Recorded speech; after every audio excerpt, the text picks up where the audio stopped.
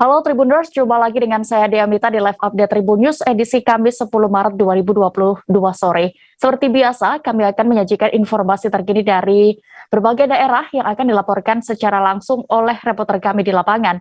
Bersama saya Dea Mita, selama 1,5 jam ke depan, inilah Live Update selengkapnya. Kita menuju kabar pertama, Tribuners. Puluhan ex-pegawai Komisi Pemberantasan Korupsi menghadiri sidang perdana gugatan terhadap Presiden Joko Widodo, kemudian juga 5 pimpinan KPK, serta Kepala Badan Kepegawaian Negara. Adapun sidang tersebut digelar di Pengadilan Tata Usaha Negara Cakung, Jakarta Timur pada hari ini Kamis 10 Maret 2022. Informasi lebih lengkapnya dan juga bagaimana pantauan situasi sidang akan dilaporkan jurnalis Tribun News. Ada Rizky Sandi Saputra yang kini sudah bergabung bersama kami di sana. Silakan dengan laporan Anda, rekan Rizky. Ya, selamat siang Dea dan juga Tribuners dimanapun kalian berada. Bisa disampaikan bahwa pada hari ini Kamis 10 Maret 2022, Pengadilan Tata Usaha Negara atau Petun Jakarta Timur yang berlokasi di Jalan Cakung menggelar sidang perdana gugatan yang dilayangkan oleh para ex-pegawai KPK yang tak lolos TWK untuk jadi ASN KPK, melayangkan gugatan kepada Presiden RI Joko Widodo dan juga 5 pimpinan KPK serta Kepala Badan Kepegawaian Negara atau BKN.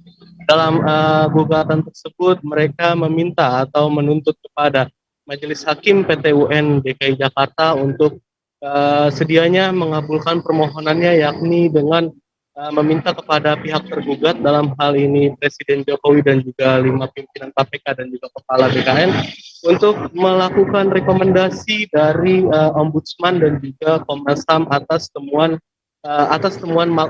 maladministrasi, maksud saya, terkait dengan proses penerimaan atau tes wawasan kebangsaan yang membuat 57 karyawan KPK tersingkirkan yang diketahui merupakan orang yang berintegritas begitu. Tadi juga turut dihadiri oleh ex-penyidik senior KPK yakni Novel Baswedan. Di dalam persidangan dirinya menyatakan kalau apa yang dilakukan oleh pimpinan KPK terhadap proses TWK ini merupakan suatu perbuatan melawan hukum. Padahal di sini Ombudsman sudah mengeluarkan rekomendasi untuk melakukan rehab nama atau identitas para pegawai KPK yang tidak lolos, yang disebutnya Taliban gitu. Dirinya juga menyatakan kalau gugatan ini dinilai penting untuk dilakukan karena agar upaya atau tes wawasan kebangsaan perekrutan pegawai KPK atau pegawai ASN KPK ke depan tidak terulang lagi seperti kemarin gitu, yang dimana nasibnya menimpa Novel Baswedan dan juga beberapa kawan lain gitu. Tadi juga terpantau ada Raja OTT yang disebut Raja OTT yang punya Harun Al-Rashid, dan juga ada Tata Khairiyah serta ada ex-penyidik lain yakni Tigor Nainggolan begitu deh. Tadi juga dalam persidangan bisa disampaikan bahwa sidang dibuka namun tertutup untuk diliput. Alhasil tadi rekan media tidak bisa masuk ke dalam ruang sidang karena majelis hakim tidak mengizinkan untuk masuk ke dalam ruang sidang seperti halnya sidang di PT UN lain. Alhasil tadi rekan media hanya bisa menunggu di ruang sidang sambil melihat gitu suasana dari luar ruang sidang terkait dengan persidangan tersebut. Keterangan itu disampaikan oleh Novel Baswedan saat dirinya usai menjalani sidang perdana di dalam ruang sidang PT UN DKI Jakarta. Begitu deh. Baik, Tribuners, berikut hasil wawancara rekan Rizky bersama ex-penyidik senior KPK Novel Baswedan selengkapnya.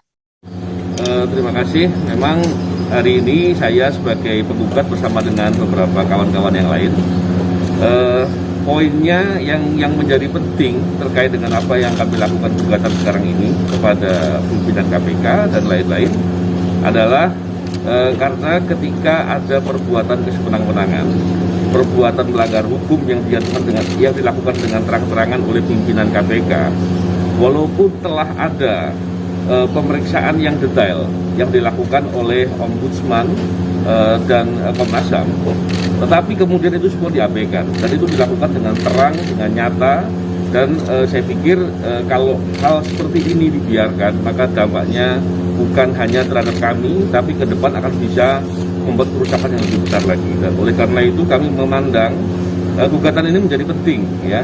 Ini menjadi penting dan ini akan kami lihat dengan cermat untuk tidak membiarkan hal ini. Kami juga sebagaimana yang pernah disampaikan di beberapa kesempatan yang lain bahwa terkait dengan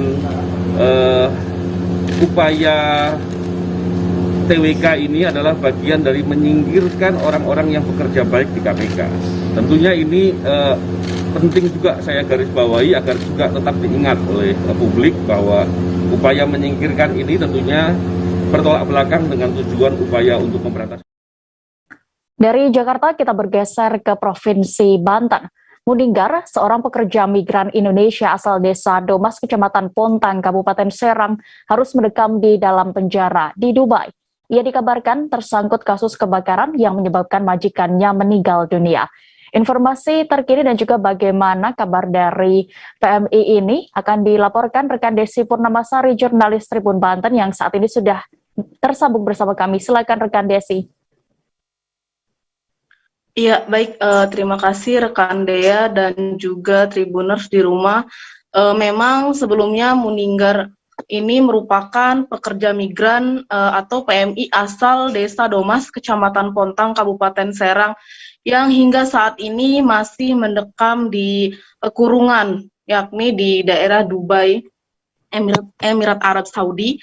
Hal tersebut memang lantaran denda yang ditetapkan yakni sebesar 200.000 dirham atau setara dengan 800 juta belum dapat diselesaikan oleh pihaknya. Sebelumnya memang Muninggar ini perempuan berusia 45 tahun tersebut tersangkut kasus dugaan kebakaran ya hingga menyebabkan majikannya tersebut meninggal dunia. Dan menurut informasi yang Tribun Banten terima dari Wakil Ketua Serikat Buruh Migran Indonesia atau SBMI Provinsi Banten yakni Supija Juli, ia mengatakan bahwa memang dendanya tersebut hingga saat ini masih bertahan di angka 800 juta rupiah dan memang seharusnya kurungan penjara yang ditetapkan kepada Muninggar ini hanya 2 bulan saja, namun memang karena denda yang seharusnya diselesaikan tersebut hingga saat ini belum dapat diselesaikan karena pihak keluarga pun tidak mampu untuk membayar denda sebanyak 800 juta tersebut. Dan memang pihak dari SBMI sendiri mengatakan bahwa sejauh ini pihaknya telah mengusahakan agar ada donatur yang akan membantunya guna melakukan pelunasan denda tersebut.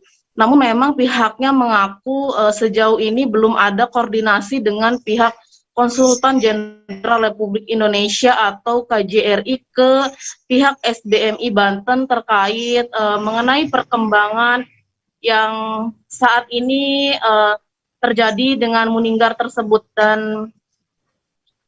Dan memang sampai saat ini SBMI Provinsi Banten masih menunggu kabar dari pihak KJRI guna menanyakan terkait perkembangan kasus tersebut dan kondisi Muninggar sekarang. Namun memang pihak SBMI tersebut mengatakan bahwa sejauh ini sudah ada komunikasi dengan pihak PMI sendiri kepada pihak keluarga bahwa dirinya memang sejauh ini belum mendapatkan informasi apapun dan pihak SBMI sendiri berharap pihak pemerintah kabupaten maupun provinsi Banten dapat membantu dalam kasus ini dan pihak SBMI pun juga menuturkan bahwa akan melakukan audiensi dengan pihak pemerintah Kabupaten Serang yakni Bupati Serang Ratu Tatu Cahana. Ia akan melakukan audiensi mengenai hal ini. Lantaran jika terus dibiarkan, ia khawatir PMI asal Kecamatan Pontang ini akan terbengkalai dan tidak diurusi ke depannya. Dan memang pihak keluarga pun sudah mengharapkan agar Muninggar ini dapat kembali dipulangkan ke Indonesia dengan selamat lantaran ancaman hukuman mati yang sebelumnya telah ditetapkan. Menurut pihak KJRI sendiri memang hukuman mati tersebut sudah tidak ditetapkan, namun untuk dendanya 800 juta tersebut masih harus diselesaikan. Begitu, Dea. Baik, terima kasih rekan Desi Purnamasari untuk laporan Anda. Selamat kembali bertugas. Kita beralih ke informasi berikutnya. Polres Metro Jakarta Utara dibantu oleh Polda Metro Jaya menggerebek peredaran narkoba di Kampung Bahari, Tanjung Priok, Jakarta Utara. Setibanya petugas di Kampung Bahari ini, mereka langsung diserang oleh sejumlah warga yang berada di lokasi dengan menggunakan petasan. Selain untuk menyerang petugas, ternyata petasan itu menjadi kode khusus bagi para pengedar narkoba di sana. Laporan lengkapnya akan disampaikan rekan Gerald Leonardo Agustino, jurnalis Tribun Jakarta yang saat ini sudah bergabung bersama kami. Silakan rekan Gerald dengan laporan Anda. Ya, selamat petang Dea dan juga Tribuners dimanapun Anda berada. Memang Dea dan juga Tribuners, pada hari Rabu tanggal 9 Maret 2022 kemarin, aparat gabungan dari Polda Metro Jaya dan Polres Metro Jakarta Utara dibantu dengan juga aparat dari TNI dan pemerintah kota melakukan penggerbekan di sarang narkoba yang berada di wilayah permukiman warga di Kampung Bahari, Kelurahan Tanjung Priok, Kecamatan Tanjung Priok, Jakarta Utara. Dalam penggerbekan kemarin, Dea dan juga Tribuners dikerahkan sebanyak 700 personel gabungan dari TNI Polri dan juga pemerintah kota untuk menyisir rumah-rumah dan juga gubuk-gubuk yang berada di sekitar Kampung Bahari yang disinyalir menjadi tempat daripada persembunyian pengedar dan juga bandar narkoba yang selama ini meresahkan warga setempat. Dea dan juga Tribuners, dalam upaya penggerbekan kemarin memang petugas sempat terkendala dari adanya perlawanan yang dilakukan dari para pengedar maupun komplotan daripada sindikat narkoba yang ada di Kampung Bahari. Memang perlawanan yang dilakukan oleh mereka terhadap petugas ialah terduga sindikat dari narkoba ini melakukan penembakan. Mereka menembaki petugas dengan petasan dan petugas juga akhirnya sempat melakukan pengejaran juga melakukan menembak ke udara untuk menangkap para pelaku-pelaku narkoba ini. Dia dan juga Tribuners, hasil dari penggerbekan petugas di Kampung Bahari pada Rabu 9 Maret 2022 kemarin ialah ada sebanyak 28 orang yang diamankan yang terdiri dari 16 laki-laki dan 12 perempuan. Selain itu juga polisi mengamankan barang bukti narkoba seperti 350 gram sabu, 1.500 pil ekstasi dan juga ganja. Dalam penggerbekan kemarin, Dea dan juga Tribuners, petugas juga mengamankan barang bukti lainnya seperti senjata tajam dan juga petasan yang dipakai untuk menyerang petugas. Adapun menyusul penggerbekan yang dilakukan pada Rabu kemarin, Dea dan juga Tribuners, saat ini Forkopimko Jakarta Utara yang terdiri dari pihak kepolisian, TNI dan juga pemerintah kota setempat akan melakukan penataan dan membangun kampung tangguh jaya di wilayah Kampung Bahari untuk memang memperbaiki citra Kampung Bahari yang selama ini memang terkenal dengan sarang narkoba dan tempat kriminalitas. Dea. Baik, Tribuners, rekan Gerald juga sudah berhasil mendapatkan keterangan dari AKBP Singgi Hermawan selaku Kasat Res Narkoba Polres Metro Jakarta Utara terkait kasus ini. Berikut liputan lengkapnya. Tadi kita masuk subuh ke daerah Air. Pada saat kita lakukan penggerbekan memang ada yang mau melawan terus lari ke atas genteng. Kita kejar, alhamdulillah dapat dan BB-nya juga dapat. BB-nya apa, Bang? Sabu. Bang, penggerbekan ini sebenarnya terkait apa sih sebenarnya awalnya, Bang, itu? Awalnya memang di lokasi ini disinyalir banyak disalahgunakan untuk narkoba. Untuk target kedepannya, Bang, masih TO di sini atau gimana gitu penertibannya? Target ke depan masih di sini. Sejauh ini kriminal sini meningkat bagaimana sih, Bang? Untuk kriminal termasuk tinggi di sini. Terima kasih. Bang, saat ada perlawanan itu ada sempat melukai anggota? Ada. Dugaan dari senjata tajam atau mengatakan melawannya? Oh, enggak pakai tanduk. Makasih. Kaget saja. Gubernur DKI Jakarta Anies Baswedan diwajibkan segera menuntaskan pengerukan total Kalimampang sampai wilayah Pondok Jaya yang sampai saat ini belum juga rampung. Hal ini tertuang dalam putusan Pengadilan Tata Usaha Negara yang mengabulkan sebagian tuntutan warga korban banjir Kali Mampang. Namun karena tidak terima, Anies Baswedan akhirnya mengajukan banding atas putusan pengadilan tersebut. Jurnalis kami dari Tribun Jakarta, rekan Dionisius Arya Bima Suci akan melaporkan selengkapnya untuk Anda. Silakan rekan Dion dengan laporan Anda. Ya, Dea. Jadi Gubernur DKI Jakarta Anies Baswedan sempat mengajukan banding atas vonis Pengadilan Tata Usaha Negara Jakarta yang mewajibkan Pemprov DKI membangun turap dan mengeruk Kali Mampang. Banding tersebut diajukan Anies pada 8 Maret 2022 kemarin. Kepala Biro Hukum Setda DKI Jakarta, Yayan Yuhana mengatakan banding diajukan lantaran Majelis tidak cermat dalam menjatuhkan vonis. Reza Patria pun mengharapkan agar Majelis Hakim bisa lebih bijak dalam mengambil keputusan. Di sisi lain, kuasa hukum penggugat Francine Wijoyo menyayangkan sikap Anies yang justru mengajukan banding. Menurutnya, Gubernur DKI Jakarta Anies Baswedan ini seakan tak mau menerima kenyataan bahwa program penanganan banjir yang dijalankan selama ini belum maksimal. Hal senada turut disampaikan oleh politisi Gerindra Syarif yang mengaku sempat memberi saran kepada Anies untuk tidak mengajukan banding. Namun usulan itu ternyata sempat tidak digubris Anies dan Pemprov DKI tetap mengajukan banding atas vonis Kali Mampang. Namun berdasarkan informasi yang diterima Tribun Jakarta, Pemprov DKI baru saja mencabut pengajuan banding tersebut. Kepala Biro Hukum Setda DKI Yayan Yuhana mengatakan pencabutan banding ini sesuai dengan arahan Gubernur DKI Jakarta Anies Baswedan. Demikian dia. Baik, terima kasih rekan Dion untuk laporan Anda dari Jakarta. Selamat bertugas kembali. Kita beralih ke Provinsi Bali. Polres Klungkung menangkap 5 pelaku pencurian kabel jaringan telekomunikasi di wilayah Klungkung pada hari ini Kamis 10 Maret 2022. Kasus ini berawal dari laporan hilangnya kabel jaringan telekomunikasi milik PT Telkom. Setelah diselidiki, para pelaku ternyata menyamar menjadi teknisi untuk melancarkan aksinya. Informasi lebih detailnya akan dilaporkan jurnalis Tribun Bali, ada rekan Eka Mita Saputra yang saat ini sudah bergabung bersama kami. Silakan rekan Eka. Baik, Dea, perlu saya informasikan bahwa Polres Klungkung pagi tadi melakukan press release terkait dengan pengungkapan kasus pencurian kabel jaringan telekomunikasi milik PT Telkom di wilayah Klungkung. Jadi kepolisian tadi berhasil meringkus 5 orang tersangka yang ternyata kelimanya ini merupakan pelaku pencurian kabel di 9 TKP berbeda di wilayah Kabupaten Klungkung dan Kabupaten Gianyar di Provinsi Bali. Jadi modus para kelima pelaku ini saat melakukan aksinya yakni dengan menyamar menjadi teknisi dari pemasangan jaringan telekomunikasi, lalu mereka mengambil beberapa kabel-kabel milik PT Telkom. Polisi setidaknya tadi berhasil mengamankan sekitar 600 meter kabel yang memiliki nilai sekitar 75 juta. Dari 5 tersangka, 3 diantaranya merupakan teknisi di perusahaan rekanan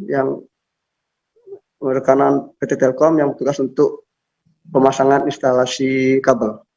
Dengan kasus ini, kelima tersangka dijerat pasal 363 dengan ancaman penjara sekitar 7 tahun penjara. Demikian.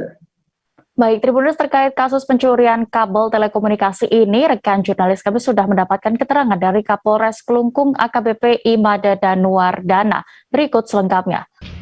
Panjang kurang lebih 200 meter, di mana laporan polisi atau laporan dari masyarakat terkait dengan LPB 51 3 Romawi 2022 Polres Klungkung TKP pada hari Senin tanggal 7 Maret 2022 kira pukul 08.00 WITA di Jalan Puputan, Galiran, Kelurahan Sampang Belas, Kecamatan Kabupaten Klungkung. Pelaku melaksanakan kegiatannya mencuri kabel PLN panjang 200 meter dengan kerugian kurang lebih 175 juta. Tersangka sebanyak 5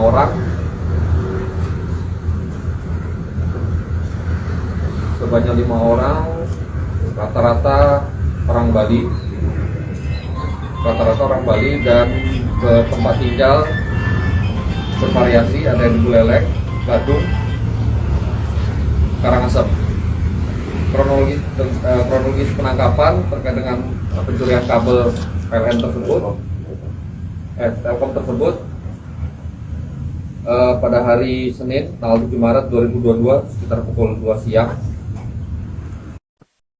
Hujan dengan intensitas tinggi membawa material lumpur sempat merendam wilayah Dusun Ngamarto, Desa Serigading, Jawa Timur pada Selasa 3 Maret 2022 lalu.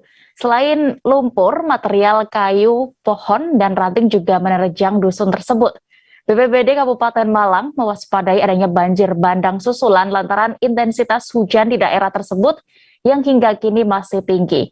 Informasi lebih detailnya akan dilaporkan rekan Erwin Wicaksono, reporter Surya Malang yang saat ini sudah bergabung bersama kami. Silakan rekan Erwin. Ya, terima kasih rekan Dea. Ya, BPBD Kabupaten Malang memang mewaspadai adanya banjir bandang susulan yang terjadi di Dusun Ngamarto, Desa Serigading, Kecamatan Lawan, Kabupaten Malang. Kekhawatiran adanya banjir susulan tersebut didasarkan pada intensitas hujan yang cukup tinggi pada beberapa waktu terakhir. Alhasil untuk mengantisipasi hal tersebut sejak Rabu kemarin, BPBD sudah melakukan pengerukan di saluran irigasi yang diduga menjadi penyebab utama terjadinya banjir bandang di lokasi tersebut.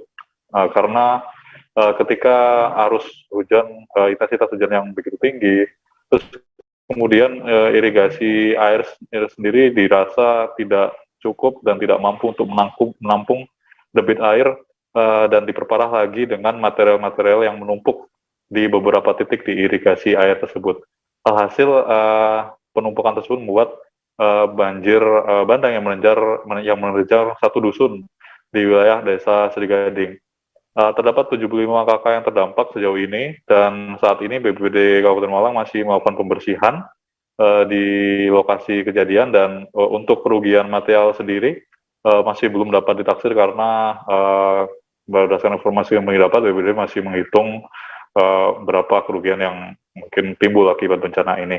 Ya, perlu saya sampaikan juga bahwa bencana banjir bandang yang menerjang desa sejak kemarin itu sudah menelan korban jiwa, ya, orang yang asal korban merupakan warga Desa Kalirejo, dan saat itu korban melihat-lihat kondisi air meluap, namun tanpa disangkanya ada arus yang begitu deras sehingga korban terseret hingga menuju Kabupaten Pasuruan. Namun saat ini korban sudah ditemukan, dan untuk menanggulangi hal tersebut BPBD bersiaga di lokasi kejadian untuk menangani dan menanggulangi ketika adanya kemungkinan kekhawatiran banjir susulan. Begitu deh. Baik. Tribuners, terkait kejadian ini, rekan jurnalis kami sudah melakukan wawancara bersama PLT Kepala BPBD Kabupaten Malang, Bambang Istiawan. Berikut keterangan lengkapnya.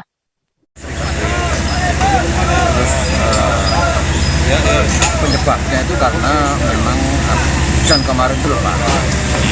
Kemarin sore lebat sehingga terjadi penyumbatan di beberapa titik jembatan, sampai airnya meluap. Seperti yang sekarang kita lakukan adalah usaha kita agar jembatan dan terutama kolong-kolongnya itu normal kembali. Karena dengan begitu, kalau air sungai ini sudah normal, maka ya akan lancar kembali. Namun demikian, upaya-upaya yang kita lakukan terus kita data, sekarang masih dilakukan asesmen, dan dampak untuk sampai rumah roboh dan sebagainya tidak. Berapa dusun yang terdampak di desa ini? Dusun sebelah itu di satu RW yang terdampak. Banjirnya itu seperti apa sih Bang? Ketinggiannya waktu itu seperti apa? Ya karena ini karena Kebijakan minyak goreng satu harga yakni Rp14.000 hingga kini masih diterapkan oleh pemerintah pusat untuk seluruh daerah di Indonesia. Di Bulungan, Kalimantan Utara, animo warga saat adanya penjualan minyak goreng murah pun masih tinggi. Kepala Bidang Perdagangan Disperindakop Bulungan, Murtina, menghimbau kepada para penjual agar minyak goreng disalurkan secara bertahap. Laporan lengkapnya akan disampaikan rekan Georgie Santara Silalahi, reporter Tribun Kaltara di sana. Silakan rekan Georgie. Baik, terima kasih. Selamat sore ya. Selamat sore Tribuners. Betul, hari ini kelangkaan minyak goreng di Kabupaten Bulungan, Provinsi Kalimantan Utara masih cukup signifikan di beberapa tempat, terutama di Kecamatan Tanjung Palas Utara maupun di Kecamatan Tanjung Selong. Hal ini disebabkan karena pembagian minyak goreng masih dilakukan secara bertahap, secara khusus untuk di daerah-daerah yang dua kecamatan tersebut, dikarenakan animo masyarakat untuk membeli minyak goreng kemasan 1 liter masih sangat tinggi, sehingga ada pun jam tertentu yang diberlangsungkan oleh pemilik swalayan yang ada di Tanjung Palas Utara maupun Tanjung Selong. Diketahui untuk hari ini sudah ada sekitar 1.500 lebih liter minyak goreng yang ada di Kecamatan Tanjung Palas sudah disalurkan. Menurut informasi yang disampaikan dari Kepala Bidang Perdagangan di Disperindak Kabupaten Bulungan, Murtina, dan tentunya nanti juga untuk di Kecamatan Tanjung Selong, tepatnya di dalam Kabupaten Bulungan sendiri, di kotanya hari ini sudah tersalurkan sekitar 1.200 liter minyak goreng dengan jumlah takaran sekitar 200 hingga 300 bus yang ada di Kabupaten Bulungan ataupun Kecamatan Tanjung Selong. Beliau juga menyampaikan bahwa kalau di Kabupaten Bulungan sendiri pembelian minyak goreng masih harus dilakukan bertahap karena jumlah minyak goreng itu tentunya sangat sulit didapati juga dari distributor yang ada di Pulau Jawa maupun di Kalimantan Timur seperti Kota Samarinda maupun Kabupaten Berau sebagai distributor utama yang mengirimkan ke distributor di Bintang Borneo, Kabupaten Bulungan. Tentunya juga dari pihak Disperindak untuk pembelian minyak goreng dibatasi dengan setiap satu pembeli diwajibkan harus mencelupkan tangan jari telunjuk sebelah kiri di dalam tinta. Hal ini sebagai wujud keinginan dari Disperindak dan pihak kepolisian untuk minyak goreng itu tidak disalahgunakan oleh pihak-pihak yang ingin menjualkan dengan harga tinggi. Begitu juga di pekan minggu ini dari pihak Disperindak merencanakan ada sekitar 1.900 liter yang akan datang juga ke Provinsi Kalimantan Utara yang akan dibagikan di 5 kabupaten kota. Demikian dia yang bisa dapat saya sampaikan. Kembali ke studio. Baik, Tribuners berikut kami tampilkan keterangan dari warga setempat terkait hal ini. Liputan lengkapnya. Saya sudah 2 hari tidak goreng nih, makanya di rumah ngerebus telur. Anak-anak kan kalau goreng telur pakai mentega aja. Iya. Ya, alhamdulillah lah sudah dapat mas. Namanya siapa Bu? Pidi. Itu bisa bertahan berapa lama? Pidi ya. Untuk kebutuhan bertahan berapa lama? Ini karena sudah 2 hari tidak menggoreng, ikan sudah di rumah ada. Palingan besok mau antri lagi. Kita beralih ke Sulawesi Utara.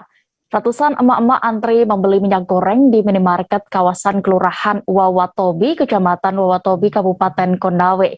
Tak berlangsung lama, minyak goreng di gerai ini pun diumumkan habis. Sebagian besar pembeli tambah kecewa karena tidak kebagian minyak goreng.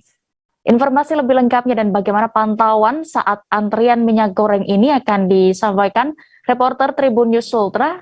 Ada rekan Armanto Sepu di sana. Silakan rekan Arman. Ya, baik ya. Perlu kami sampaikan bahwa Rabu kemarin ratusan emak-emak di Kelurahan Wawatobi, Kecamatan Wawatobi, Kabupaten Konawe, Provinsi Sulawesi Tenggara, menyerbu Indomaret yang terletak di Wawatobi dengan tujuan untuk membeli minyak goreng yang tersedia di gerai Alpamidi ini. Ya, perlu kami sampaikan bahwa di Alpamidi Wawatobi ini tersedia minyak goreng dengan ukuran 2 liter dengan harga 28.000. Namun karena serbuan yang banyak dari mayoritas kalangan ibu-ibu di wilayah ini, sehingga sebagian besar ibu-ibu tampak kecewa karena tidak mendapat bagian dari minyak goreng yang ada di Alpamidi ini. Perlu kami sampaikan juga bahwa di dalam pembelian ini turut serta aparat kepolisian mengawal pembelian, bahkan dari pantauan kami aparat kepolisian sempat kewalahan menangani sejumlah emak-emak yang akan membeli minyak goreng di gerai Alpamidi ini. Saat kami konfirmasi kepada supervisor Alpamidi bahwa memang membenarkan jika minyak goreng yang datang di beberapa gerai Alpamidi ini terbatas, khusus di gerai Alpamidi Kecamatan Wowotobi itu sendiri hanya sekitar 12 dos atau 72 PCS minyak goreng ukuran 2 liter, dan sebagiannya diangsur di beberapa wilayah Alpamidi yang ada di Kabupaten Konawe. Dia juga mengatakan bahwa minyak goreng yang diperoleh ini berasal dari Kota Makassar. Pihaknya sudah mencoba memesan dari distributor yang ada di Kota Surabaya, namun hingga saat ini belum ada respon dari distributor yang ada di Surabaya, sehingga untuk memenuhi kebutuhan masyarakat belum bisa direalisasikan untuk semua kalangan ibu-ibu. Kelangkaan minyak goreng yang ada di Kabupaten Konawe ini sudah terjadi sejak Januari lalu hingga saat ini. Bahkan sejumlah ibu-ibu atau sebagian besar masyarakat Kabupaten Konawe berburu mencari minyak goreng dengan kemasan 2 liter maupun kemasan di bawahnya. Demikian kami melaporkan dari Kabupaten Konawe. Baik, terima kasih rekan Arman, dan berikut Tribuners kami tampilkan wawancara bersama Supervisor Alpamidi Iksan selengkapnya. Itu yang minyak datang di Wowotobi ada berapa dos? Jadi dari tadi pertama di Diponegoro sini Keluai datang 7 dos. 7 dos. Di Wowotobi datang cuma 12 dos. 12 Nah, dos. sisanya di Polida sudah kurang tahu sih datang. Paling juga nggak bakalan banyak, sekitar 7 dos juga. 7 dos juga. Sama, per dosnya itu 6 PCS. Harga 28.000. 28.000. Ukuran 2 liter. Itu tadi katanya, saya masih di sana tadi terakhir saya pulang, itu katanya masih warga masih menunggu di sana. Itu bagaimana? Kalau ditunggu sih nggak bakalan datang lagi, Iya, karena memang barang kita dari Makassar. Untuk distributor kendari sini udah nggak ada barang. Sampai sekarang belum ada informasi kedatangan lagi. Iya, dari Surabaya pun kita udah order, belum datang sampai sekarang. Belum datang. Sekitar 1 bulan belum ada pengiriman lagi. Yang merek Primor. Merek apa tadi? Kalau yang di Moli kan dari Surabaya. Kalau nggak salah itu. Kalau yang datang tadi? Kalau yang tadi dari Makassar. Merek. Kita ada Midi Makassar. Iya. Ada Alpamidi di Makassar. Oh iya. Nah, kita minta ke Makassar kirim minyak, cuman memang nggak banyak. Sekalian ngirim barang yang lain. Merek apa yang datang tadi? Tadi itu macam-macam sih ada. Oh, enggak, bukan cuma. Jadi beda-beda, ada yang cuma 1 dus kayak gitu sih. Ya, itu aturannya satu orang apa 1 PCS atau boleh beli? 1 orang 2 liter. Berarti 1 PCS. Imbas kelangkaan minyak goreng saat ini dirasakan oleh para pedagang penjual gorengan di Kompleks Perkantoran Gubernur Bangka Belitung. Para pelaku usaha kecil menengah ini paling berdampak akibat kelangkaan minyak goreng di sejumlah toko di Kota Pangkal Pinang. Mereka saat ini mengaku kelimpungan karena harus mengakali agar tidak perlu menaikkan harga dagangannya. Selengkapnya akan dilaporkan rekan Riki Pratama, reporter Bangka Pos yang saat ini sudah terhubung bersama kami. Silakan rekan Riki dengan laporan Anda.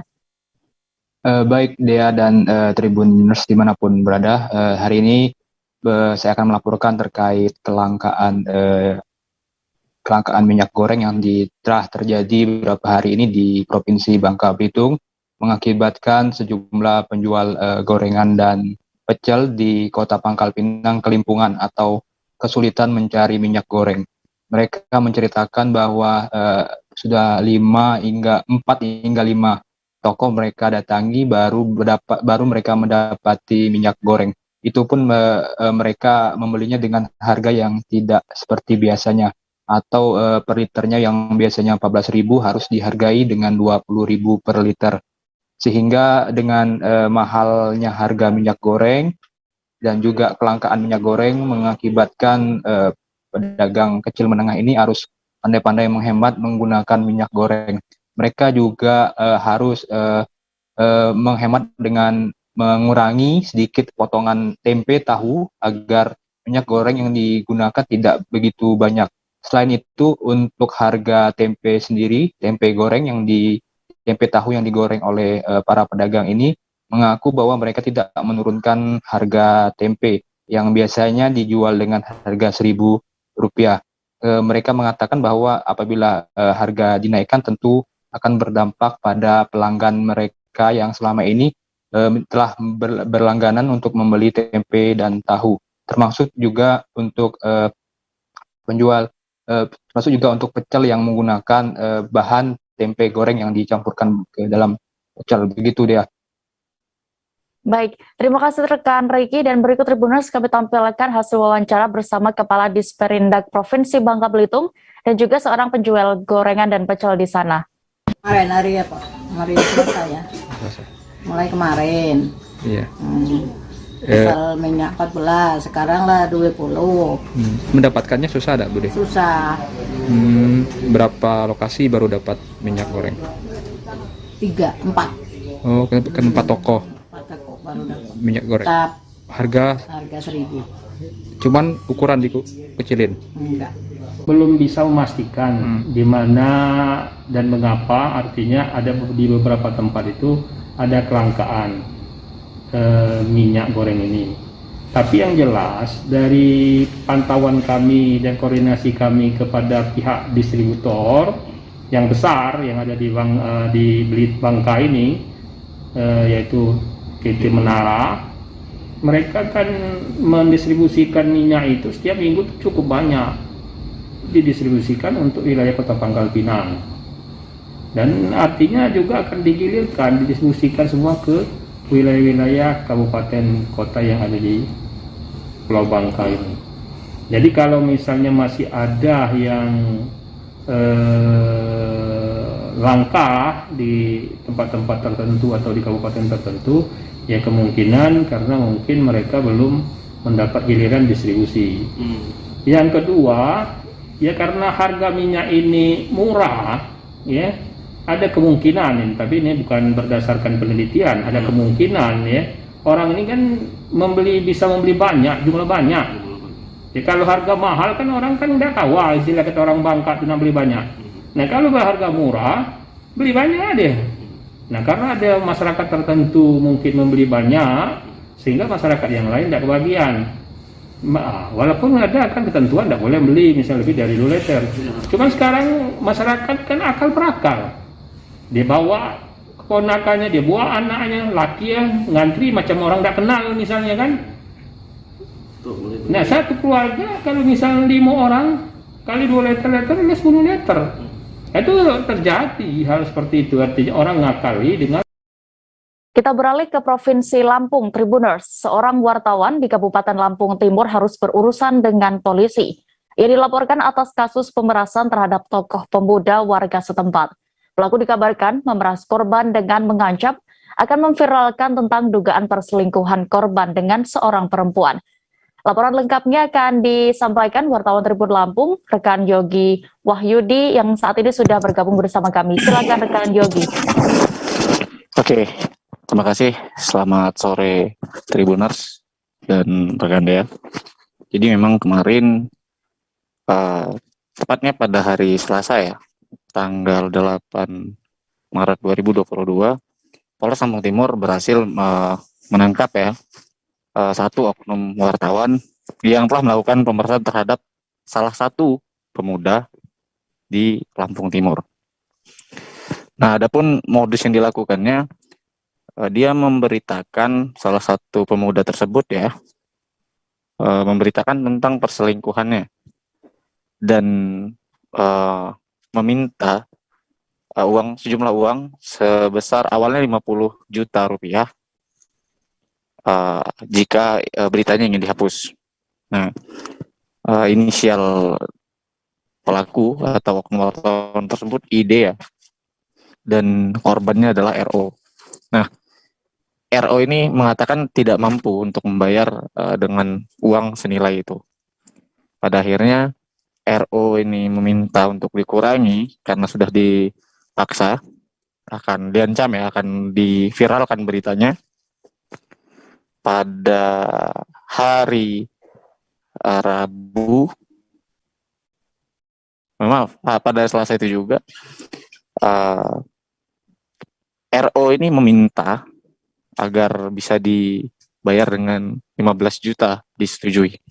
Setelah disetujui itu, RO melaporkan kepada Polres Lampung Timur terkait dengan tersebut. Lalu polisi menyiasati dengan memancing ya, mencoba memancing si pelaku untuk melakukan transaksi dengan RO.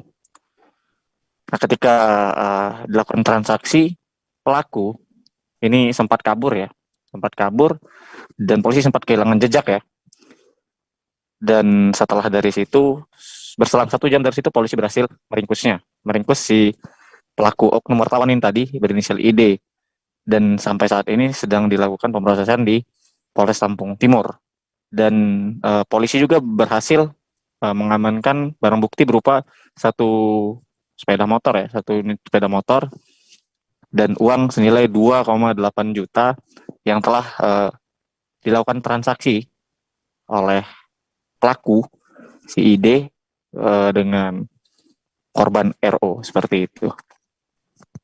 Baik, Tribuners, terkait kasus ini, rekan jurnalis kami sudah melakukan wawancara bersama Kabin Ops Reskrim Polres Lampung Timur, Aibtu I Ketut Darmayasa. Berikut keterangan lengkapnya. Dapat dijelaskan bahwa kemarin PKP 08 Lampung Timur berhasil mengamankan salah satu wartawan, di mana wartawan tersebut berinisial NI. Dia melakukan pemerasan terhadap salah satu warga Lampung Timur, yang mana akan memberitakan tentang perselingkuhannya dengan salah satu wanita. Berhasil kita amankan kemarin di Cikampung tepatnya. Dari hasil penangkapan dapat kita temukan barang bukti yaitu berupa handphone untuk melakukan komunikasi dengan korban dan jumlah uang. Untuk modusnya seperti apa? Jadi modusnya si pelaku ini mengancam akan memberitakan tentang perselingkuhan warga tersebut ke media dengan ancaman dia akan diberitakan. Kalau diberitakan ya wartawan tersebut minta sejumlah. Kabar berikutnya datang dari Sumatera Selatan. Seorang pelatih futsal di Palembang melakukan aksi cabul terhadap remaja laki-laki. Pelaku bahkan melakukan aksi tak senonoh itu di area pemakaman terhadap korbannya yang masih berstatus pelajar. Pelatih futsal itu kini sudah diamankan anggota Dit Reskrimum Subdit 4, Remaja Anak Wanita Polda Sumsel. Selengkapnya akan dilaporkan wartawan Tribun Sumsel, rekan Sinta yang saat ini sudah tersambung bersama kami. Silakan rekan Sinta dengan laporan Anda.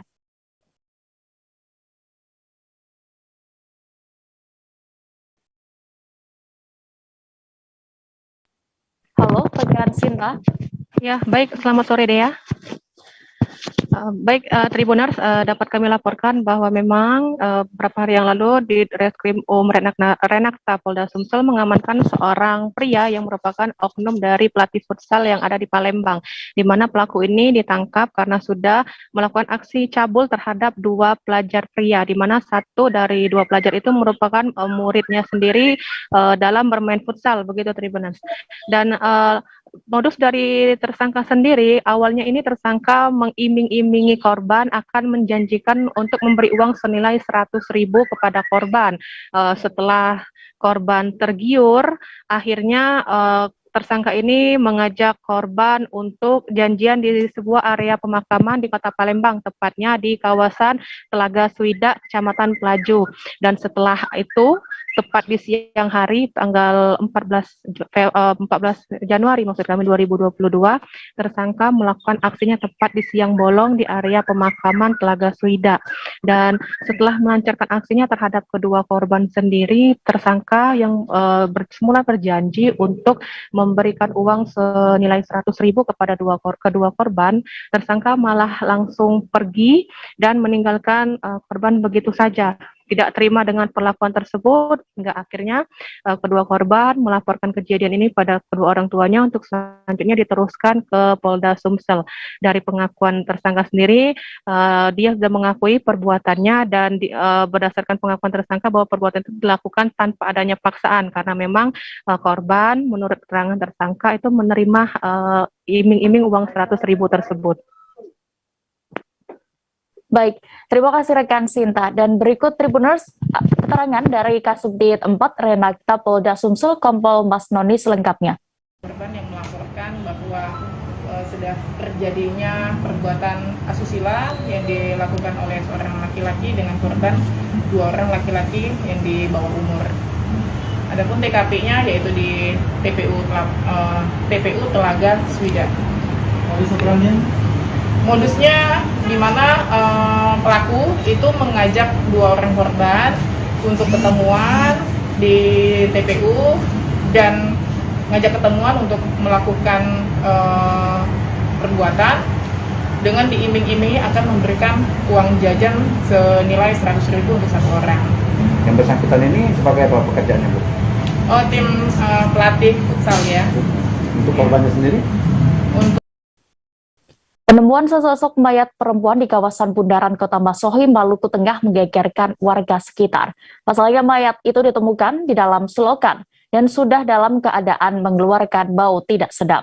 Selesai mendapat laporan, sejumlah anggota Polres Maluku Tengah pun langsung menuju lokasi penemuan untuk melakukan evakuasi. Bagaimana pantauan di sana dan juga proses evakuasi penemuan mayat perempuan ini akan disampaikan rekan Lukman Mukadar, wartawan dari Tribun Ambon yang saat ini sudah bergabung bersama kami. Silakan rekan Lukman. Ya, baik Dea dan juga Tribuners. Dapat kami laporkan penemuan mayat yang terjadi di Kota Masohi, Kabupaten Maluku Tengah sendiri Rabu sore kemarin. Itu berawal ketika salah satu ada 2 orang pemuda di Kota Masohi yang kebetulan mencari udang, kemudian di dalam gorong-gorong ya, bermula ketika mereka masuk ke sekitar 1 kilometer jarak dari TKP dengan pintu masuk dari awal pintu masuk ke 2 pemuda tersebut menyusuri gorong-gorong di jalan protokol Kota Masohi sendiri, dan sekitar 50 meter dari TKP 2 pemuda yang kemudian menjadi saksi ini mencium aroma tak sedap dari dalam selokan, namun kedua pemuda ini mengira bahwa bau tak sedap itu berasal dari bangkai binatang ataupun hewan yang mati di dalam selokan, dan mereka pun tidak menghiraukan bau tak sedap itu dan melanjutkan aktivitas mereka mencari udang, Tribuners. Dan ketika mereka terus melakukan aktivitas mencari udang, sampai di sana di titik tergeletak mayat tersebut, mereka kemudian melihat sosok mayat sosok tubuh manusia yang tergeletak di ujung di dekat pintu gorong-gorong yang tepatnya di depan penginapan Samudra, Tribuners. Dan penginapan Samudra ini terdapat juga di kawasan Bundaran Kota Masohi dan juga pos Kota Masohi. Dan setelah melihat kejadian ini, kedua pemuda tersebut langsung lari kembali ke rumah tanpa menceritakan sepatah kata pun kepada orang-orang yang ada di sekitar. Nanti besok paginya baru mereka, mungkin karena panik, mereka kemudian langsung menceritakan paginya itu kepada salah satu rekan mereka atau teman mereka, ya. Dan teman mereka ini kemudian menginformasikan cerita yang disampaikan oleh kedua saksi tersebut kepada anggota Intel Polres Maluku Tengah, dan saat itu juga anggota Intel kemudian melaporkan ke atasan mereka dan langsung dilakukan anggota polisi dari Satuan Lantas Polres Maluku Tengah juga mengamankan area sekitar bundaran kota, dan kemudian dipasanglah garis polisi, langsung dilakukan evakuasi mayat pada Rabu sore kemarin, dan dilanjutkan mayat tersebut dibawa ke RSUD Masohi pada pukul 16.00 waktu Indonesia Timur, dilakukan pemeriksaan terhadap mayat tersebut. Dan setelah itu barulah sekitar pukul 18.30 itu mayat kemudian dimasukkan ke dalam freezer ataupun jenazah atau mayat. Dan sampai saat ini tim dokter juga tadi baru kami menerima informasi dari dokter forensik, bahwasanya dokter forensik diminta oleh Polres Maluku Tengah untuk melakukan pemeriksaan terhadap tubuh jenazah, dan dokter mengatakan bahwa tadi akan dilakukan pemeriksaan luar saja dan belum dilanjutkan dengan melakukan autopsi, karena nanti selanjutnya ketika sudah ditemukan identitas dan kemudian apabila pihak keluarga ataupun pihak polisi meminta untuk diotopsi, barulah tim dokter forensik akan melakukan autopsi. Dan sampai saat ini Tribuners, untuk perkembangan selanjutnya pihak kepolisian telah mengedarkan himbauan dengan himbauan bahwasanya menjelaskan terkait dengan ciri-ciri dari jenazah, ciri-ciri dari mayat yang ditemukan tersebut, di mana dalam edaran tersebut polisi menggambarkan tinggi badan mayat tersebut sekitar 167 cm, kemudian berat badan sekitar 53 kg, dan warna kulit dari jenazah tersebut berwarna sawo matang dan bentuk tubuh ramping sedang, dan sementara bentuk kepalanya lonjong ke belakang, rambut hitam lurus, dahinya menonjol, kemudian mata bulat hitam kecoklatan, dan juga hidung bulat kecil, bibir sedang, giginya rapi, dagunya bulat, telinga segitiga, dan saat ditemukan juga korban mengenakan baju kaos pendek, lengan pendek berwarna biru dongker, dan tertuliskan di belakang bajunya itu tulisan Don't. Kemudian pada tangan kiri menggunakan gelang yang terbuat dari benang warna hitam. Nah, korban sendiri juga diketahui tidak menggunakan alas kaki atau sendal. Sampai sejauh ini informasinya demikian, Dea. Kembali. Baik, terima kasih rekan Lukman untuk laporan Anda dari Maluku Tengah. Selamat bertugas kembali. Dan Tribuners, kami masih akan kembali dengan informasi pilihan lainnya. Tetaplah di live update Tribun News. Oke, apa kabar Bang Aris di sini untuk strateginya?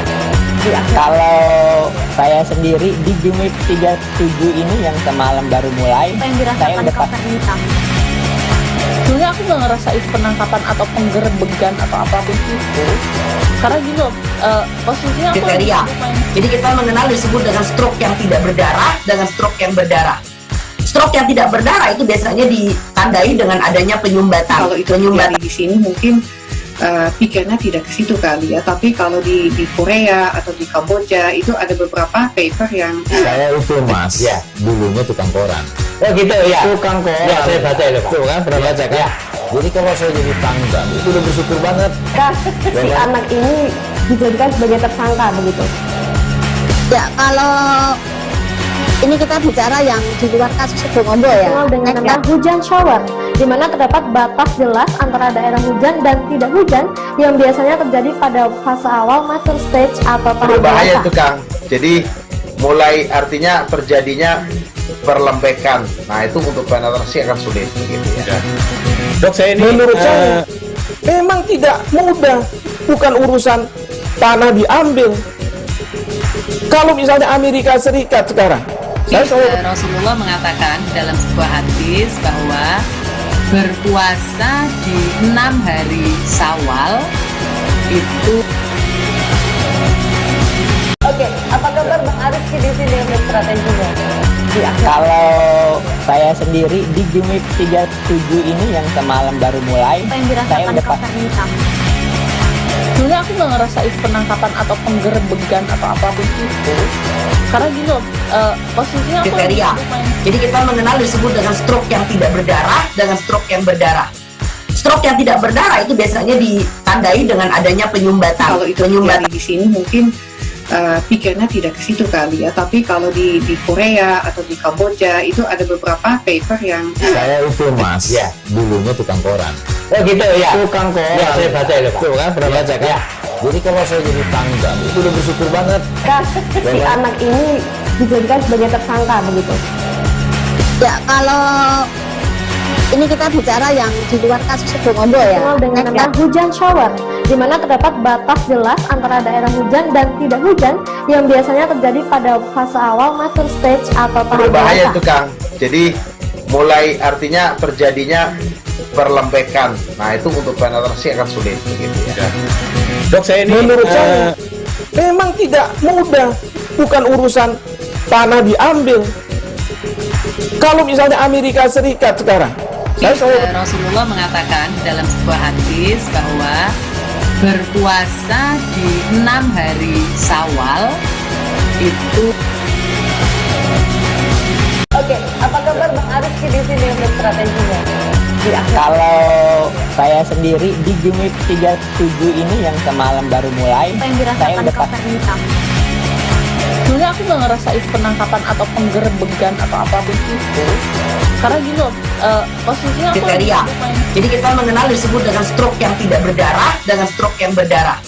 Stroke yang tidak berdarah itu biasanya ditandai dengan adanya penyumbatan. Kalau itu terjadi di sini mungkin pikirnya tidak ke situ kali ya, tapi kalau di Korea atau di Kamboja itu ada beberapa paper yang Saya itu Mas, ya dulunya tukang koran.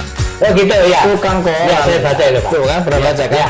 Jadi kalau saya jadi tangga itu udah bersyukur banget. Kak, si anak ini dijadikan sebagai tersangka begitu. Ya, kalau ini kita bicara yang di luar kasus Sebongombo ya. Dikenal dengan nama hujan shower, di mana terdapat batas jelas antara daerah hujan dan tidak hujan yang biasanya terjadi pada fase awal mature stage atau tahap berbahaya dewasa. itu Kang.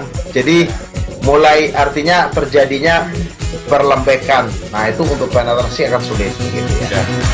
Dok saya ini menurut saya memang tidak mudah, bukan urusan tanah diambil. Kalau misalnya Amerika Serikat sekarang, Rasulullah mengatakan dalam sebuah hadis bahwa berpuasa di 6 hari Syawal itu. Oke, apa kabar Bang Arifki di sini untuk strateginya? Kalau saya sendiri di Jumip 37 ini yang semalam baru mulai, Apa yang saya dirasakan udah Kapten Hitam? sebenarnya aku nggak ngerasain penangkapan atau penggerbegan atau apapun itu, karena gini loh, posisinya aku kriteria. Jadi kita mengenal disebut dengan stroke yang tidak berdarah dengan stroke yang berdarah. Stroke yang tidak berdarah itu biasanya ditandai dengan adanya penyumbatan. kalau itu terjadi di sini mungkin pikirnya tidak ke situ kali ya, tapi kalau di Korea atau di Kamboja itu ada beberapa paper yang Saya itu Mas, ya dulunya tukang koran. Oh gitu ya. Terima kasih Anda masih menyaksikan live update Tribun News. Kita menuju kabar berikutnya dari Sulawesi Selatan. Pelabuhan Nusantara Parepare mulai memberlakukan pelayaran tanpa tes antigen dan PCR bagi penumpang. Hal ini sesuai dengan surat edaran Satuan Tugas Penanganan COVID-19 terbaru tentang persyaratan pelaku perjalanan dalam negeri. Dalam SE tersebut diatur mengenai perjalanan moda transportasi udara, laut, dan darat termasuk penyeberangan menggunakan mobil pribadi dan atau bus. Rekan jurnalis kami dari Tribun Timur, M. Yaumil akan melaporkan selengkapnya untuk Anda. Silakan rekan Yaumil dengan laporan Anda. Iya, baik rekan. Jadi di Pelabuhan Nusantara Kota Parepare sudah memberlakukan peraturan terbaru terkait syarat perjalanan menggunakan moda transportasi dalam hal ini jalur laut.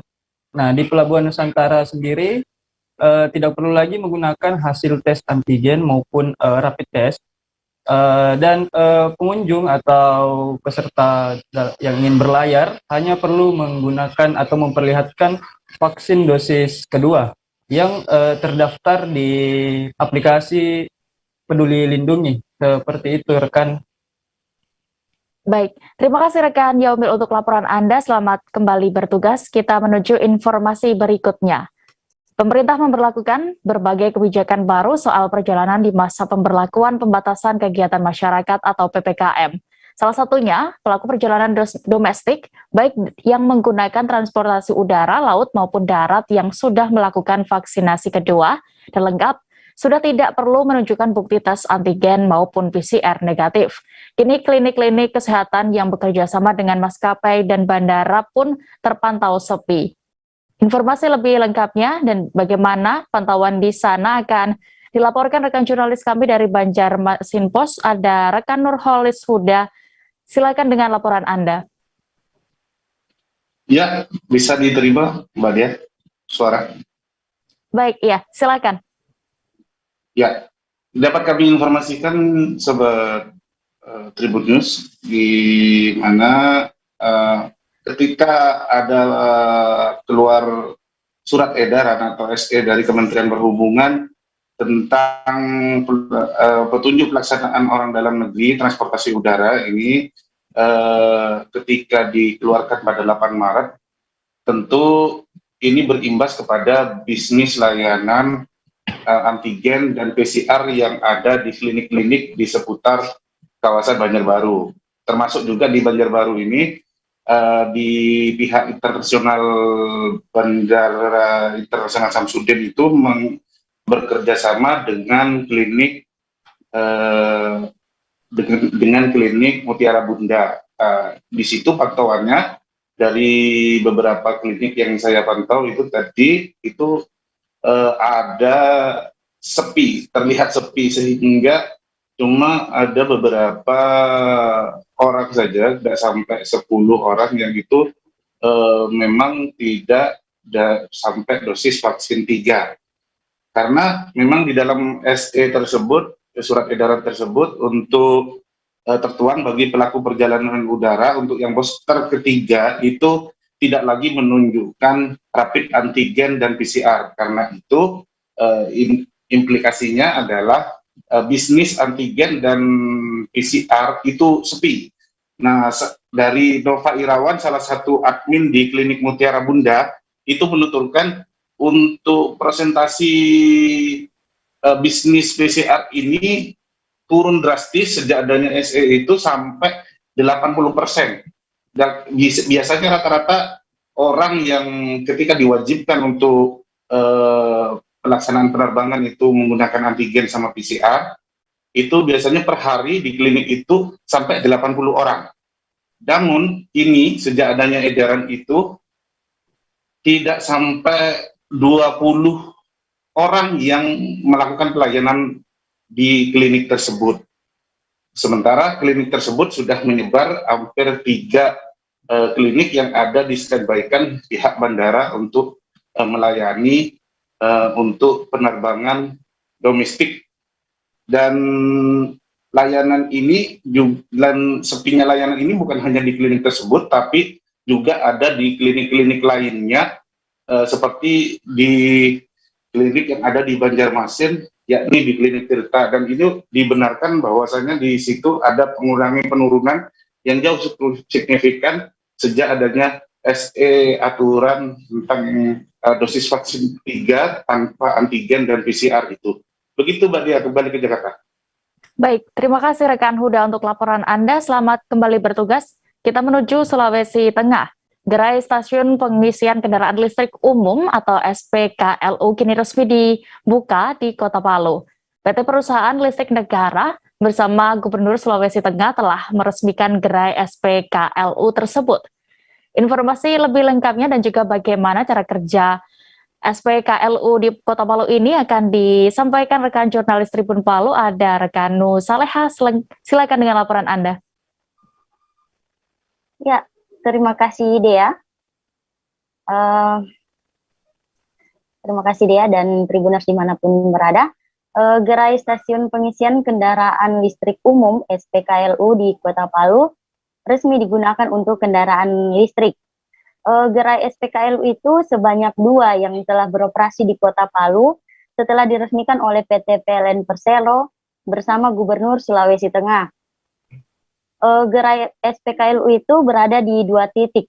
Pertama di depan kantor PLN UP3 Palu yang berada di Jalan Kartini, Kelurahan Lolu Selatan, Kecamatan Palu Timur, Kota Palu, Sulawesi Tengah.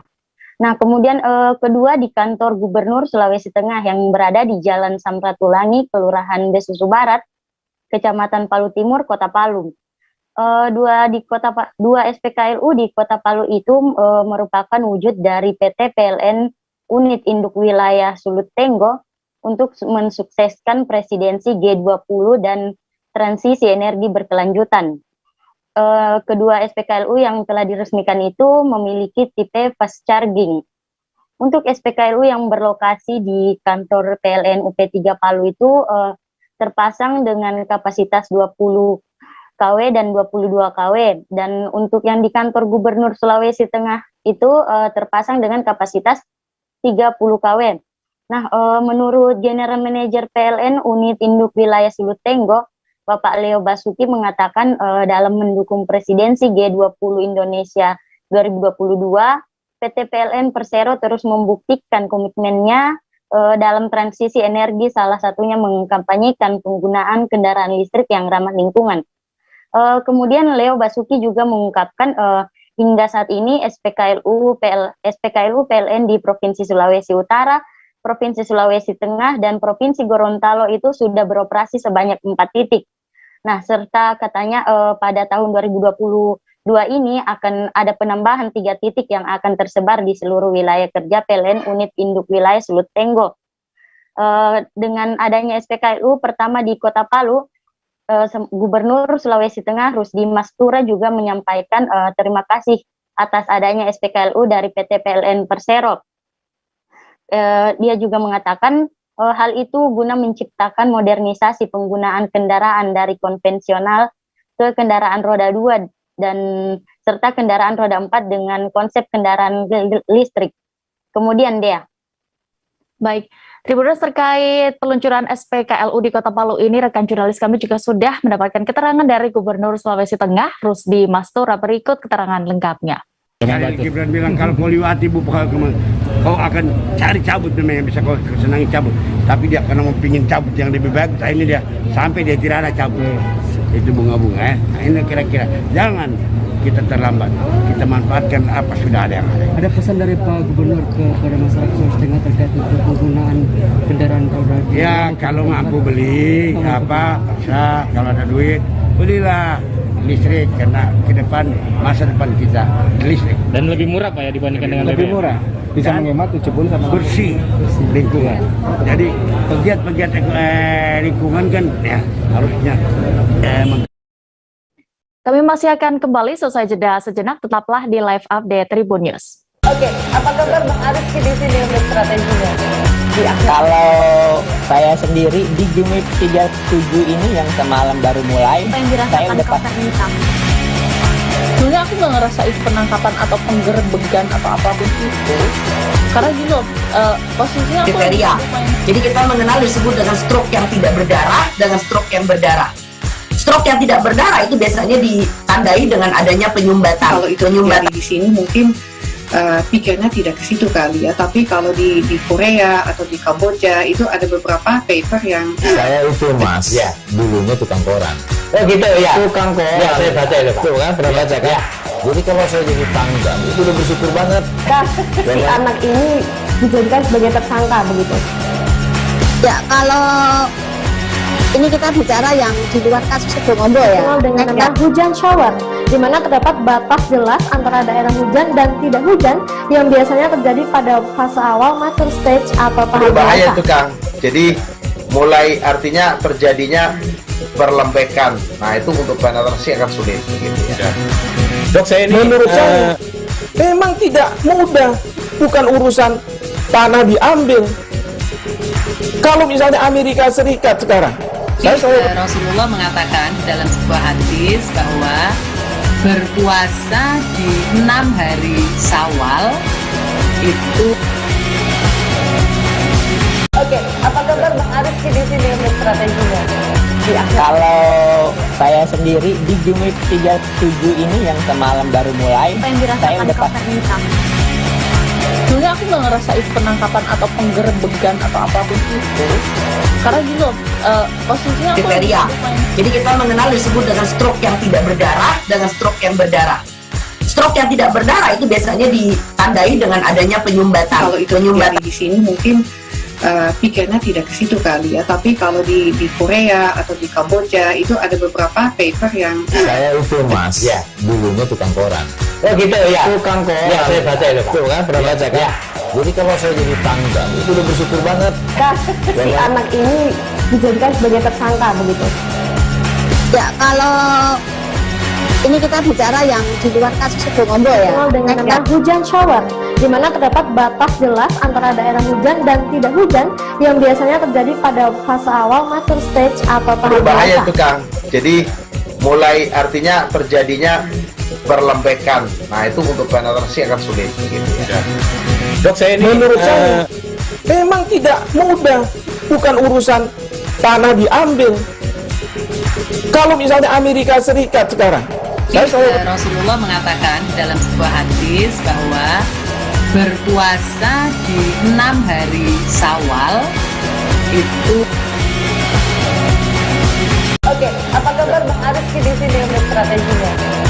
Kalau saya sendiri di Jumip 37 ini yang semalam baru mulai, saya udah Sebenarnya aku nggak ngerasain penangkapan atau penggerbegan atau apapun itu, karena gini loh, posisinya aku kriteria. Jadi kita mengenal disebut dengan stroke yang tidak berdarah dengan stroke yang berdarah. Stroke yang tidak berdarah itu biasanya ditandai dengan adanya penyumbatan. Kalau itu terjadi di sini mungkin pikirnya tidak ke situ kali ya, tapi kalau di Korea atau di Kamboja itu ada beberapa paper yang saya itu Mas, ya, dulunya tukang koran. Oh gitu ya. Tukang koran. Ya, saya baca itu Pak. Tuh kan, pernah baca kan? Ya. Jadi kalau saya jadi pangdam, itu udah bersyukur banget. Kak, si anak ini dijadikan sebagai tersangka begitu. Ya, kalau ini kita bicara yang di luar kasus Sebongombo ya. Dikenal dengan nama hujan shower, di mana terdapat batas jelas antara daerah hujan dan tidak hujan yang biasanya terjadi pada fase awal mature stage atau tahap Berbahaya dewasa. itu Kang. Jadi mulai artinya terjadinya perlembekan. Nah itu untuk penetrasi akan sulit. Gitu, ya. Dok, saya ini menurut saya memang tidak mudah, bukan urusan tanah diambil. Kalau misalnya Amerika Serikat sekarang, Rasulullah mengatakan dalam sebuah hadis bahwa berpuasa di 6 hari Syawal itu. Oke, apa kabar Bang Ariski di sini untuk strategi? Kembali di live update, kita menuju informasi berikutnya. Tribuners, jasa menggosok atau setrika pakaian keliling ternyata masih bertahan di Provinsi Jambi. Aspina, dia merupakan perempuan asal Muara Bulian yang menjadi pemilik usaha jasa layanan gosok keliling alias gokil pertama di wilayah Kabupaten Batanghari. Dan informasi selengkapnya juga bagaimana biasanya Aspina ini bekerja akan dilaporkan rekan jurnalis Tribun Jambi, ada Musa Wira yang saat ini sudah terhubung bersama kami. Silakan rekan Wira dengan laporan Anda. Ya, baik rekan Dea, selamat sore Tribuners. Dan dapat saya sampaikan Tribuners bahwa di Kabupaten Batanghari itu masih kita temukan yaitu gosok keliling, usaha gosok keliling yang saat ini sedang digeluti oleh ibu rumah tangga yang bernama Aspina. Diketahui bahwa gosok keliling ini hanya berbekal sepeda motor jenis Honda Blade yang saat itu sedang dibawa oleh Aspina. Dan juga terdapat perangkat untuk membawa peralatan gosok keliling, yaitu ada seperti kompor, panci, presto dan setrika uap, selang panjang, dan juga ada tabung gas 3 kg yang memang dimodifikasi oleh suami dari Bu Aspina ini. Untuk diketahui Tribuners bahwa usaha gosok keliling yang diteliti Ibu Aspina ini awalnya muncul di saat Ibu Aspina ingin membuka laundry. Namun dengan keterbatasan dana yang ia miliki, akhirnya dia berbincang bersama suaminya dan tercetuslah ide untuk membuka usaha yang bernama Gokil ini, dan juga ini pertama di Provinsi Jambi. Dan kemudian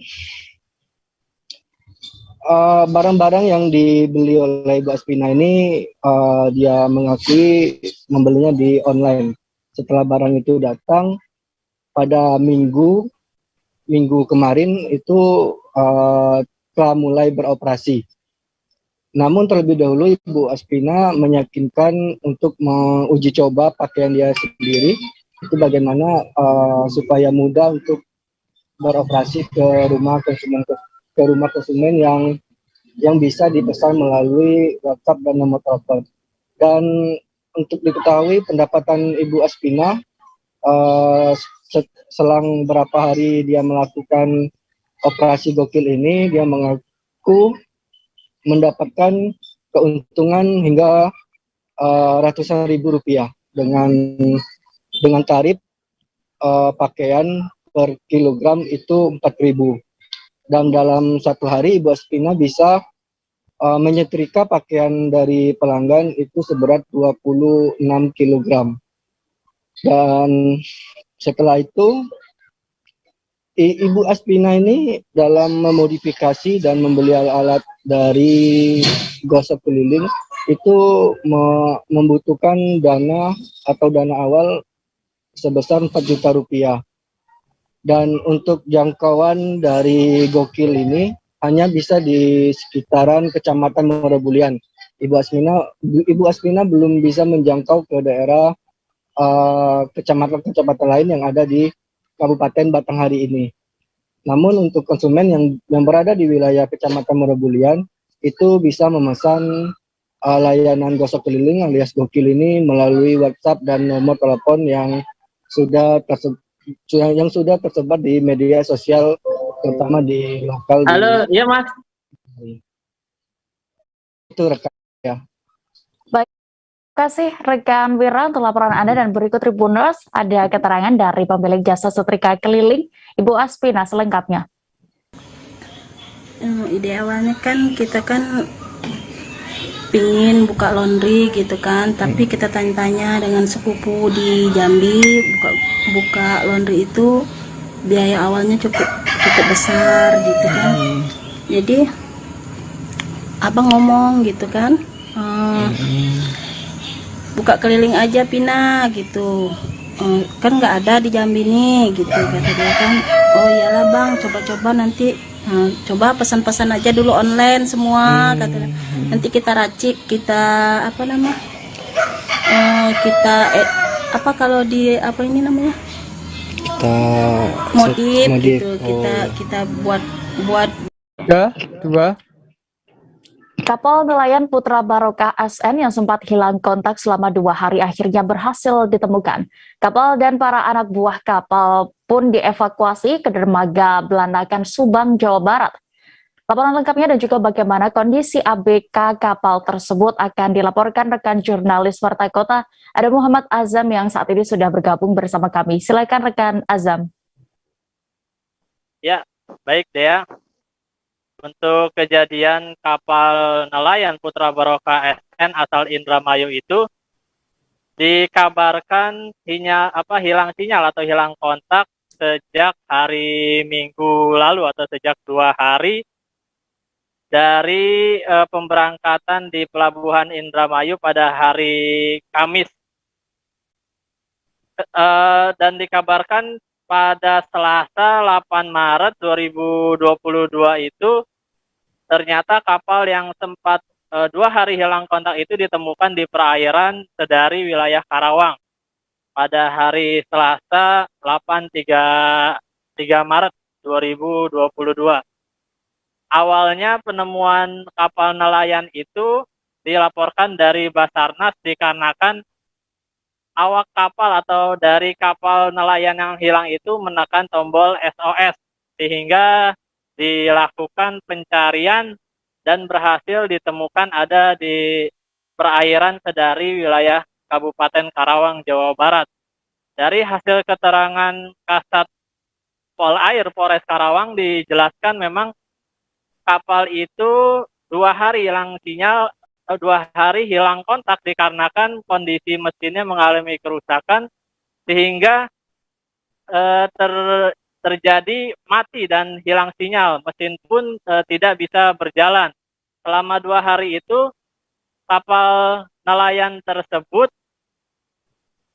berusaha melakukan atau menghubungi pihak Basarnas sambil terus berusaha memperbaiki kerusakan di kapal tersebut. Dan pada hari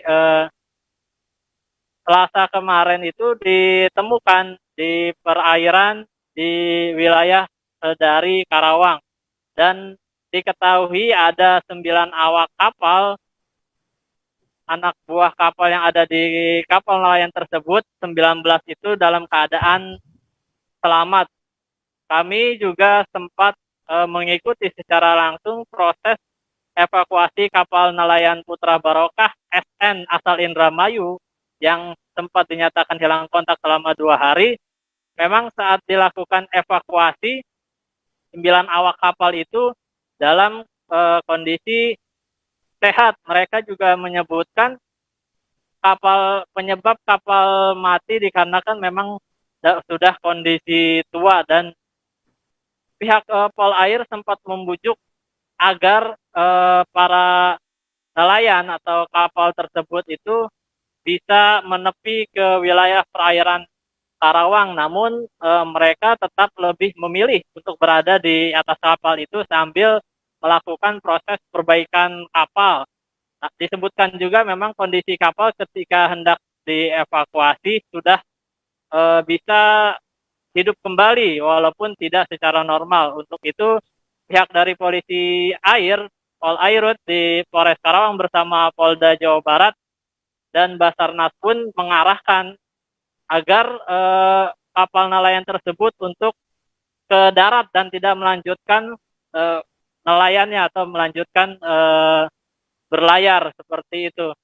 Ya, dan disebutkan juga kami sempat berbicara secara langsung oleh nahkoda kapal nelayan tersebut menyebutkan bahwa sudah berlayar dari wilayah Indramayu, Pelabuhan Indramayu sejak hari Kamis minggu lalu. Lalu hari Minggu itu terjadi kerusakan saat melakukan proses penangkapan ikan mati mesin hingga hilang sinyal dikarenakan sejumlah kendala, salah satunya starter aki untuk menghidupkan mesin maupun kelistrikan di kapal tersebut yang mengalami kerusakan seperti itu. Dan kabar terakhir yang disampaikan bahwa para 9 awak kapal dari kapal kapal nelayan Putra Barokah SN asal Indramayu itu akhirnya sampai atau telah dievakuasi di wilayah Belanakan, Subang, Jawa Barat. Seperti itu, rekan Dea. Baik, terima kasih. Dan Tribuners, berikut kami tampilkan keterangan dari nahkoda kapal nelayan yang sempat hilang kontak, Dasvan, selengkapnya. Berangkat dari Kemis ya, dari Kemis menuju ke arah tengah, tengah, nawur 1 hari itu, nawur 1 hari dapat untuk itu aja, untuk makan aja, jadi nggak lagi, pas itu mesinnya dimatiin, ternyata sebentar lagi nggak bunyi, akhirnya tekor semua. Saya lagi nyari ikan tuh Pak? Nyari ikan. Oh? Boro-boro nyari ikan, orang mesinnya aja nggak bunyi. Tadi cari, ada orang itu orang kerajinan tuh dapetin dicas pakai mesinnya mesin kecil nggak bunyi lah. Tarik pakai tambang, mesin PS ya, mesin tambang, aduh nggak bunyi. Kabar berikutnya masih datang dari Jawa Barat, Tribuners. Tim rescue Dinas Pemadam Kebakaran Kabupaten Bogor melakukan evakuasi terhadap pria obesitas di wilayah Cibinong, Kabupaten Bogor. Pria dengan berat badan 180 kg dibawa menggunakan ambulans ke RSUP Fatmawati, Jakarta Selatan untuk berobat. Dan informasi selengkapnya dan juga bagaimana proses dari tim damkar ini akan dilaporkan wartawan Tribun Bogor. Ada rekan Naufal Fauzi yang saat ini sudah bergabung bersama kami. Silakan rekan Naufal dengan informasi Anda. Baik, rekan Dea dan juga rekan Tribuners, saya informasikan bahwa pada tanggal 9 Maret 2022 kemarin ada seorang pria bernama Singgi berumur 42 tahun. Ini dievakuasi oleh pihak Damkar Kabupaten Bogor. Jadi awalnya Damkar Kabupaten Bogor ini mendapatkan laporan adanya permintaan pertolongan evakuasi warga dengan obesitas. Kemudian dilakukan evakuasi yang bersangkutan ini, pria obesitas tersebut dari rumahnya untuk dibawa ke rumah sakit. Jadi saat dievakuasi yang bersangkutan ini digotong oleh para petugas damkar yang jumlahnya lebih dari 8 orang. Kemudian dibawa ke ambulan dan diantar ke RSUP Fatmawati untuk ditangani lebih lanjut. Dan menurut keterangan dari Ibunda Singgih, ibunda dari pria yang obesitas tersebut, yang dialami oleh Singgih ini sudah terjadi sudah cukup lama, dan pada tahun 2019 silam yang bersangkutan juga pernah dioperasi karena sakit akibat obesitas yang dia alami. Kemudian setelah dioperasi pada 2019 lalu itu, yang bersangkutan sempat dinyatakan sembuh dan beraktivitas setelah itu seperti biasa. Namun pada akhir 2021 kemarin atau sekitar sejak 4 bulan yang lalu, yang bersangkutan kembali mengalami sakit di bagian perut karena obesitas tersebut, dan yang bersangkutan kembali tidak bisa beraktivitas seperti biasa. Kemudian pihak keluarga Singgih ini juga sempat membawa Singgih untuk berobat ke rumah sakit sebelumnya, namun beberapa rumah sakit yang mereka datangi tidak sanggup untuk merawat Singgih karena memang kebetulan saat itu COVID-19 tengah melonjak dan banyak ruangan rumah sakit di wilayah Jakarta khususnya itu banyak yang penuh, sampai akhirnya Singgih ini hanya dirawat oleh ibunya sendiri di rumahnya di wilayah Cibinong. Kemudian pada tanggal 9 Maret 2022 kemarin ada bantuan dari rekan atau kenalan dari Singgih untuk membawa Singgih ke RSUP Fatmawati. Dan akhirnya saat ini yang bersangkutan tengah dirawat di rumah sakit tersebut, dan saat ini menurut keterangan keluarga, Singgih masih dalam proses observasi yang nantinya rencananya yang bersangkutan akan kembali dioperasi di rumah sakit tersebut. Demikian. Baik, Tribuners, terkait ini rekan Novel juga sudah melakukan wawancara bersama pihak keluarga. Berikut keterangan lengkapnya. Ya, emang anak saya kemarin dijemput dibawa ke Fatmawati. Emang keadaan anak saya sakit. Sakitnya udah di sini 4 bulan, nggak bisa gerak, nggak bisa apa. Jadi ibu yang ngerawat. Udah berobat ke sana kemari nggak diterima, nggak pada sanggup. Jadi akhirnya ke Fatmawati udah 2 kali ditolak. Ke Cipto ditolak, ke Gatot Subroto ditolak, ke Tangerang tuh rumah sakit apa nih ditolak juga, yang rawat Arya tuh. Jatinegara ditolak juga. Akhirnya pulang. Terus kemarin ada rekannya yang hubungin Fatmawati. Akhirnya dari Fatmawati datang ke sini, ke Pemda, terus ke sini. Akhirnya kemarin juga ke Jakarta itu. Terus sana lagi dirawat. Sejak kapan? Kalau ya kira-kira setengah tahun yang lalu mungkin ya. Orang nggak satu rumah sih. Sama saya dia serumah.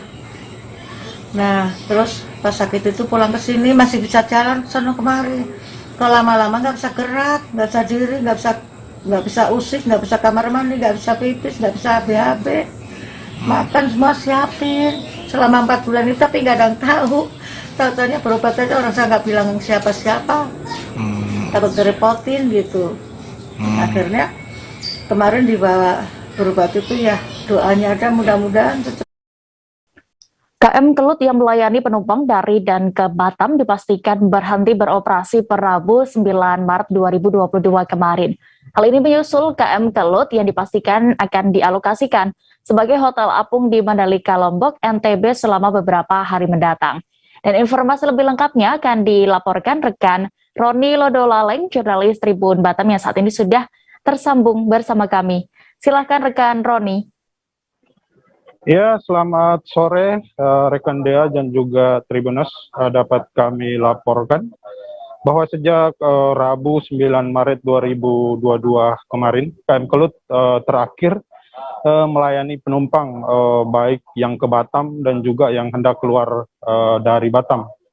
Tidak hanya itu, beberapa daerah yang selama ini merupakan rute kelut juga dipastikan kosong dan tidak dilayani oleh kapal lain. Kelut akan digunakan sebagai hotel apung di Mandalika, Lombok, Nusa Tenggara Barat. Kepastian ini sesuai dengan arahan dari PT Pelni Pusat. Hal ini dibenarkan oleh Kepala Operasional Pelni Cabang Batam, yakni Lanlan. Menurut Lanlan, KM Kelut sudah pasti diberangkatkan ke Mandalika, Lombok setelah menurunkan penumpang dari Batam di Pelabuhan Tanjung Priuk, Jakarta. Keputusan ini dikeluarkan sesuai dengan hasil kesepakatan rapat antara Kementerian Perhubungan, Pelni Pusat, dan juga beberapa stakeholder terkait. Dikatakannya KM Kelut akan digunakan sebagai hotel apung kurang lebih 2 pekan ke depan, dan dari hasil estimasi kapal Kelut akan dioperasikan kembali dan tiba di Batam pada 27 Maret 2022 mendatang. Demikian, Dea. Baik, Tribuners, rekan Roni juga sudah melakukan wawancara bersama Kepala Operasional Pelni Cabang Batam, Lanlan. Berikut keterangan lengkapnya. Iya, jadi sementara ini kita memang sudah mendapatkan surat dari Kementerian Perhubungan untuk penugasan kapal Pelni, khususnya KM Kelut ini, untuk dijadikan sebagai hotel terapung di Mandalika. Yeah. Jadi itu sebagai salah satu upaya pemerintah untuk mengantisipasi ketersediaan hotel di Lombok sana menjelang acara MotoGP. Dan kemungkinan KM Kelut akan digunakan, ini estimasi dulu ya, karena kan menyesuaikan situasi dan kondisi di sana. Kemungkinan sampai tanggal 25 Maret nanti udah di standby di Jakarta. Jadi kalau prediksi saya mungkin tanggal 27 Maret Kelut sudah ada di Batam lagi. 27 Maret ya? 27 Maret, itu masih estimasi ya, Pak? Itu pelayanan pertama kali setelah dilakukan sebagai hotel apung, angkutan pertama kali dari Jakarta atau dari Batam, Bang? Dari Jakarta. Dari Jakarta ya? Karena kan kalau kapal Kelut ini kan home base-nya di Jakarta. Nah. Jadi setiap kapal mau mulai voyage baru lagi itu pasti dari home base-nya. Informasi tadi sekaligus menutup perjumpaan kita dalam live update hari ini. Dan Tribuners, lantaran masih di tengah pandemi, kami kembali mengingatkan kepada Anda untuk tetap menerapkan protokol kesehatan dimanapun berada meski sudah mendapatkan vaksin lengkap. Jangan lupa juga Tribuners saksikan live update esok hari hanya di seluruh kanal YouTube Tribun Network. Jangan lupa like, subscribe, dan share ya!